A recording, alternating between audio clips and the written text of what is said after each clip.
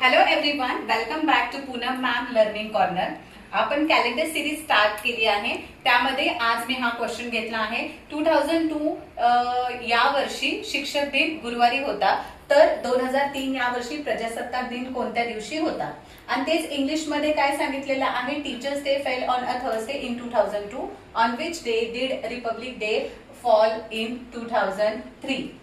So आता इथे आपल्याला टीचर्स डे 5 सप्टेंबरला असतं हे माहिती असणं इम्पॉर्टंट आहे. म्हणजे आपल्याला 5 सप्टेंबर 2002 ला कोणता डे सांगितलाय, थर्सडे.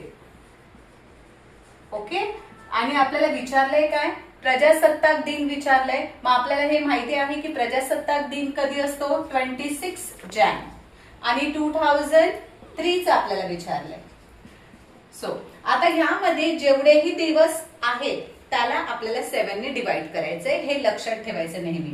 तर या ठिकाणी 5 सप्टेंबर ते 26 जॅन यामध्ये किती डेज आहेत, तर बघा सगळ्यात पहिले आपण इथे लिहूया सप्टेंबर, ऑक्टोबर, नोव्हेंबर, जानेवारी. सप्टेंबर महिन्यात किती डेज असतात, 30 डेज असतात. त्यापैकी 5 डेज निघून गेले, म्हणजे राहिले किती डेज, 25 डेज. ऑक्टोबर महिन्यात किती असतात, 31. नोव्हेंबर मध्ये 30, डिसेंबर मध्ये 31 आणि जानेवारीचं 26 जॅनचं आपल्याला विचारलंय, म्हणून इथे 26.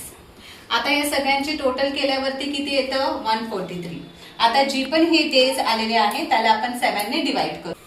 आता 143 डेजला आपल्याला 7 ने डिवाइड करायचंय.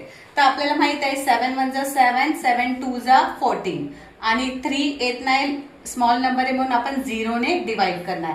म्हणजे आपली बाकी किती उरते बरं, 3 ही बाकी उरते.